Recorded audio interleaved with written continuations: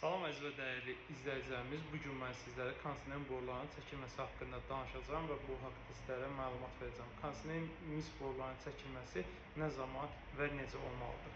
Təmirdən öncə kondisionerimizin mis boruları çəkilir və beləliklə düzgün hesablama aparılaraq otağımızın ölçüsü çıxarılır və mis boruları çəkilir. Mis boruları çəkildikdən sonra isə təmir olunur və evinizin dizaynında heç bir pozuntu halı baş vermir.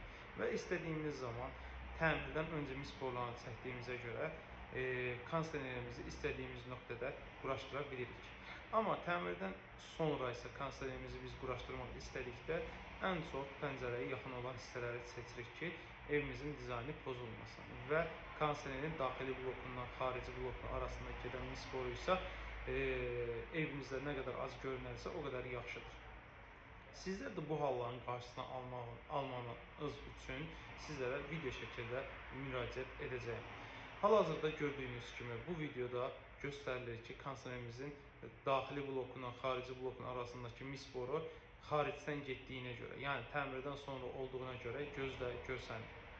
Amma digər videoya keçid etdikdə isə bu videoda təmirdən öncə kondisionerimizin mis borusu çəkildiyinə görə evimizin heç bir dizaynda pozuntu halı baş verməyib və çox gözəl bir görüntü meydana gəlibdir və istədiyimiz nöqtəyə də quraşdıra bilmişik.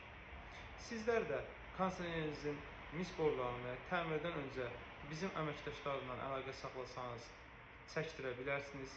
Təmirdən öncə yaxınlaşırıq, evin düzgün hesablanması aparılır və mütəxəssislər tərəfindən isə kondisionerin mis boruları çəkilməsi həyata keçirilir. Və istifadə etdiyimiz bütün mis boruları və cəryan sisteminə bağlı olan naqillərin hər biri yüksək səviyyədə və keyfiyyətli avadanlıqlardan istifadə edirik. Təşəkkürlər, izləmədə qalın.